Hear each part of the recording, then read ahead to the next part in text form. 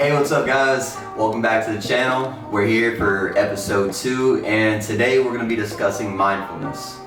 Not only what the benefits of mindfulness are, but also how to achieve mindfulness. Now, mindfulness refers to a psychological state of awareness or a moment-to-moment awareness of one's experiences without judgment. Now, what the fuck does that mean? Well, mindfulness is when you really stop and take in and appreciate the world around you. See, so many of us live this hectic life, a lot of people have jobs, they have extracurriculars, other passions, hobbies, whatever they do, and a lot of us don't ever really take that time to just stop and take in the world around us. So take, for example, going on a hike. A lot of people go on hikes to clear their mind. When it's just you in your head experiencing the world. You feel, the temperature on your skin, you smell the crisp air, the crisp air that you ain't getting in any city or in suburban America. You're getting, that just the essence of being here, present in the moment. And that's really what mindfulness is about, is being present in the moment, in the here and now. A lot of us get too caught up on either living in the past or the future to the point that we never really take in and appreciate the present. And that's really a big disservice that we do to ourselves, because we want to have a good future, but what's the point of planning that all out if you're not enjoying and living life in the here and now? Life doesn't just start at some random achievement or at some ambiguous age or opportunity. Life started when you were born, and it's one long journey. And so we shouldn't put off living in the here and the now for the future, because the future isn't guaranteed. Our past can't be changed because that is written in stone. Our present must be enjoyed because the future is not promised at all. Now, what are the benefits of mindfulness? Well, mindfulness allows us to have an improved cognitive flexibility, which, to explain that, is our ability to adapt to different circumstances. Say, for prime example, you move your body to change direction while walking. You change your car in a lane while driving. It allows you to improve those functions. It allows you to improve your focus. So those tasks are, sometimes for people like me who have ADHD, things can be hard, especially when you're trying to focus on one task, because you might want to get one task done, but as soon as you start working on it, 5 minutes later, something pops up and now I'm on to something else, and I've completely just lost track of whatever I was working on to start with. So it really helps focus, because it's also a part of that mental clarity. Once you clear your mind and there's nothing but you and your true self in there, a lot of things quiet down. Especially, it's really been a great benefit for me, because as I've aged into adulthood, my ADHD has kind of come back from when I was a kid, and doing a lot of tasks has been challenging. I'm not gonna lie. Before I discovered and learned how to be mindful, now I try to live my life as mindfully as I can. I meditate, and it really helps focus. It really helps dial. If anybody's familiar with cameras or photography, think about the aperture. When you close that f-stop down to f like 1.8, you're making that aperture smaller. The camera's lens, you're making it smaller so less light comes out. So it's inherently focused on one thing, and that's what it allows me to do. Other benefits include being less likely to be emotionally reactive.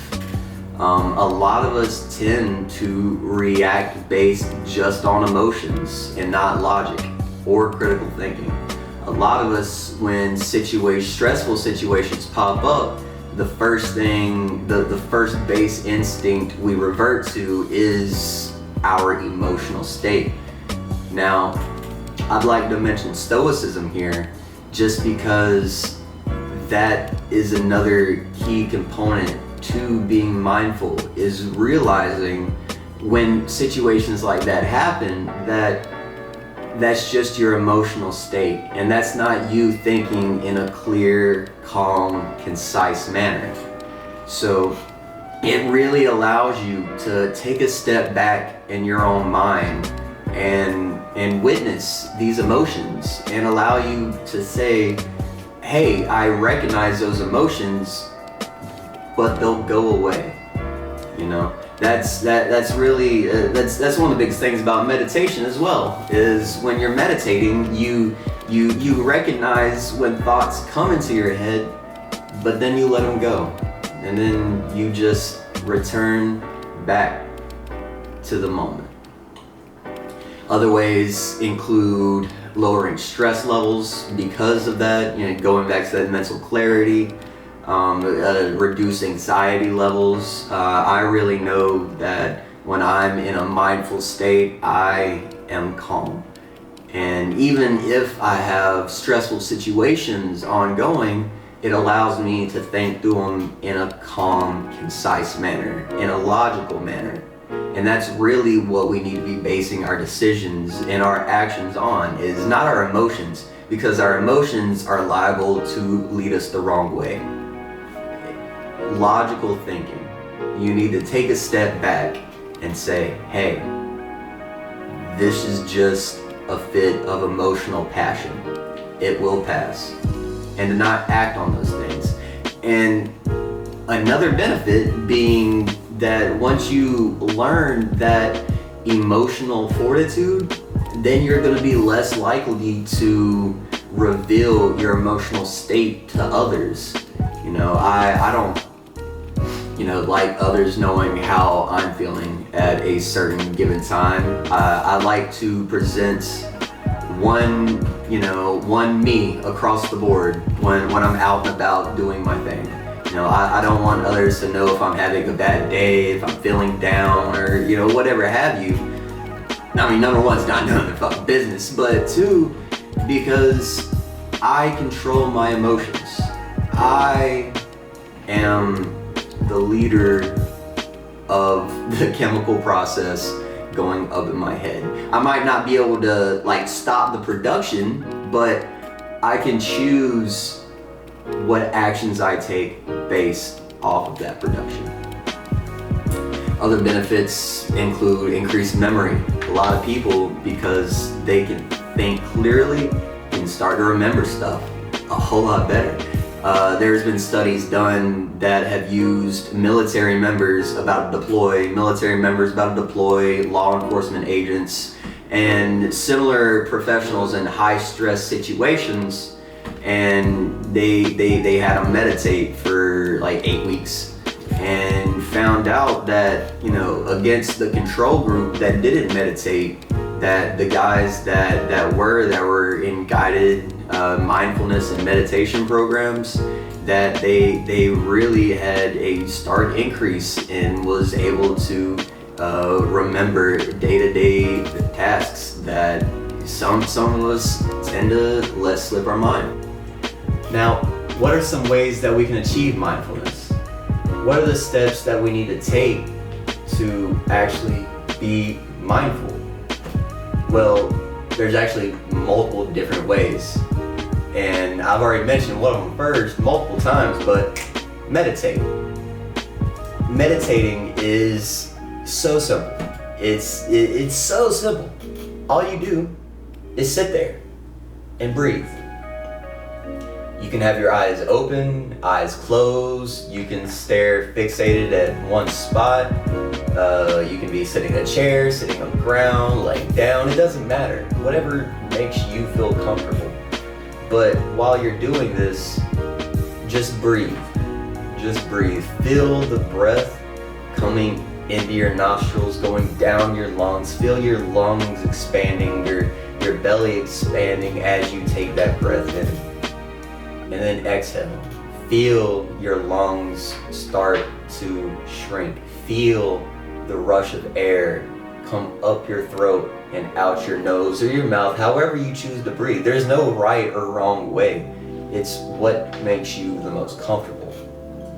Now, whenever you're going to have thoughts pop up.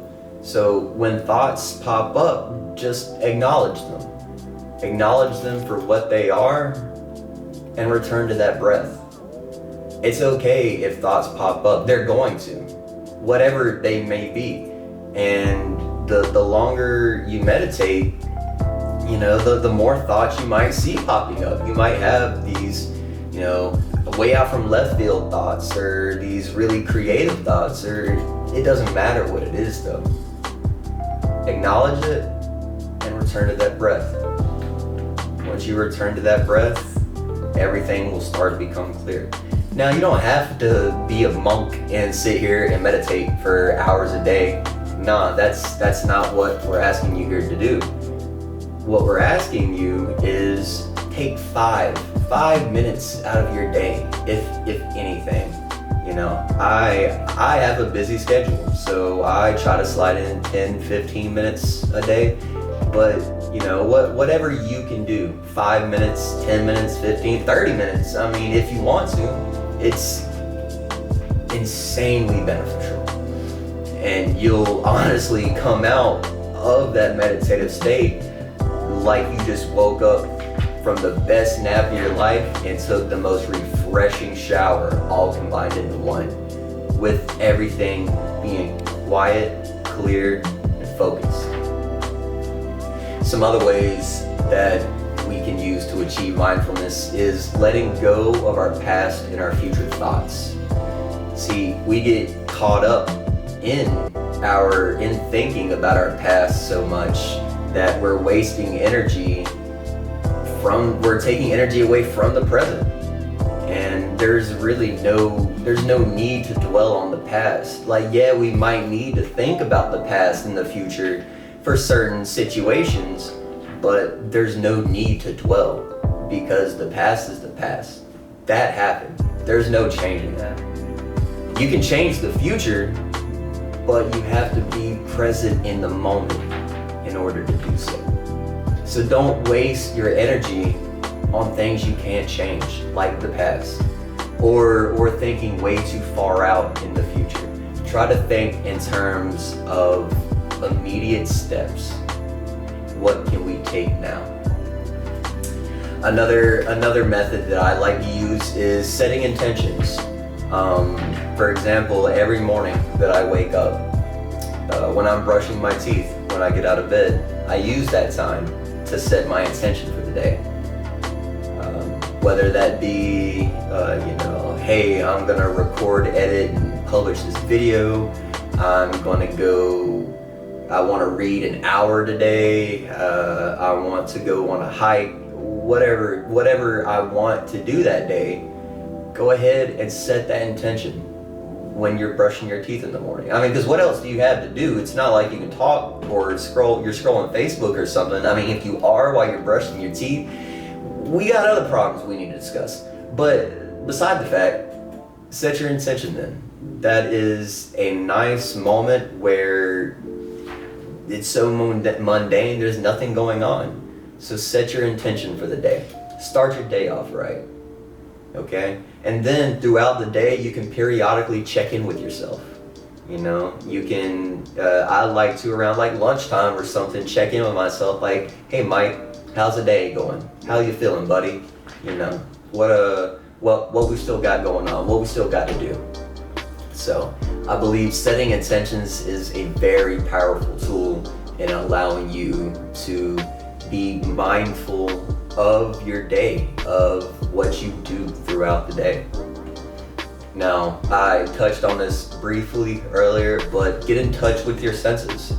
This can also be included with setting your intentions and checking in with yourself. But another thing I like to do while checking in with myself is getting in touch with my senses, you know, smelling the air around me, feeling the air, really just feeling the air on my skin. And then I kind of do like a body check. I start from my toes and work all the way up mentally until the tip of my head and take a mental tally of how I'm physically and mentally feeling. And you know, you can do that is, you know, a couple times a day, you know, as many times as you check in with yourself. It don't matter. You do it once a day, as long as you are recognizing that you are here in the present moment. Now, another way is, so a lot of us have cravings, a lot of us have vices or addictions.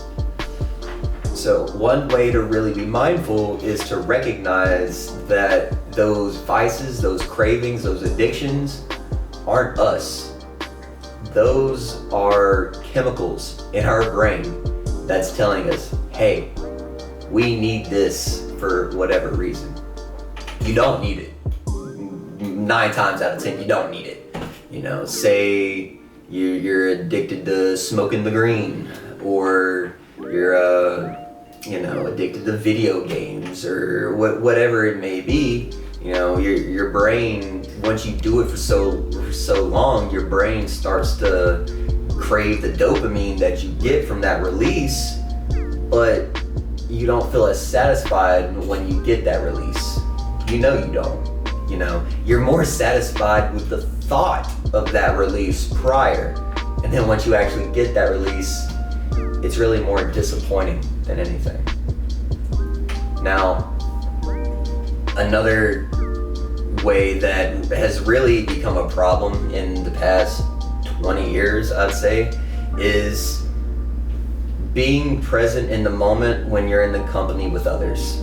So with the rise of mobile devices and smartphones and tablets and stuff like that, what's really been happening is, you know, people go out, people go hang out, and then most of their time is they're spending it on their phone, maybe conversing with others, or, you know, checking social media or something, but not being present in the moment with their loved ones, their family, their friends.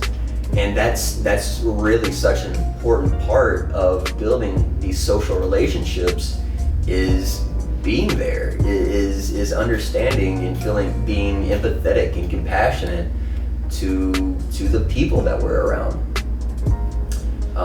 So a way for that is, you know, whenever you're hanging out with somebody, maybe you're with your significant other or your best friend or whatever have you, maybe come up with a system where you're both like, yeah, we're not gonna touch our phones. No Snapchat, no Instagram, no Facebook, no nothing, no Reddit. Reddit's my personal advice. But you know, just kind of like set a rule, like, hey, we're not gonna be touching our phones. I remember me and a bunch of friends back in high school, like when we would go out to eat or whatever, we would all like put our phones in the middle of the table. And whoever picked their phone up first had to pay for everybody's meal. And we were always like 6-8 deep, so ain't nobody want to pay for that. Ain't nobody can pay for that as a high school student. I mean, so especially when you're with others, with loved ones, with friends, be present in the moment. Because, I mean, one, you really don't know how many more moments of those you have. And two, it's disingenuous because they might be telling you something and you might hear it, but you don't hear it. You know, it goes in one ear, right out the other. You're gonna forget it in 5 seconds. So be mindful when you're in the company of others. Now, to cap this all off, mindfulness, again, is really the psychological state of being present in the moment. And a lot of us live, like I said, so busy lives that we never really get to appreciate the beauty of being in the present, of appreciating the moment. Now, I was exactly like that, or at least used to be. You know, used to just kind of go about my day and not even really think about it. It was just, you know, hours turned to days, days turned to weeks, weeks turned to months, and you know how it goes after that. But mindfulness is an amazing strategy to get you out of that mental rut. To get you out of that, you know, oh, my weeks are flying by, you know, oh, like time going by too fast. Oh God, please slow down. That's how you do it. By being present in the moment. By not letting a second escape you. Now, I mean, I'm not saying that, you know, there's not gonna be times where we're not busy and not thinking about, oh, you know, I wonder how the birds are sounding outside right now. No, that's not what I'm saying. But as much as we can, we need to try and appreciate the moment that we're in. Because I have a saying that I really like to live by is appreciate the good times while they're here, because a bad time is on the way. But don't worry about the bad times, because a good time is about to come. With all that being said, I'd just like to say thanks guys for stopping by. It really means a lot. I mean, it really means a lot. I'm really trying to share and spread the tips that have really helped me break through as a person to others, in hopes that if there's other people that were or are currently going through the struggles that I was, that hopefully they can take something away from this video, and hopefully they can take it and apply it to their lives and make whatever small amount of change. Just if one person was to take this and change their lives, that's enough for me, that one person, because then that means that I had an impact and I made somebody's life, somebody's day better. And in the end, that's really what I'm here to do. I'm here to try and help as many people as I can. That's my number one goal, to help you see your life clearly and in detail. Like my Instagram handle, 4K Future. But other than that, guys, again, I really appreciate you stopping by, and I can't wait to see you in the next episode. Peace.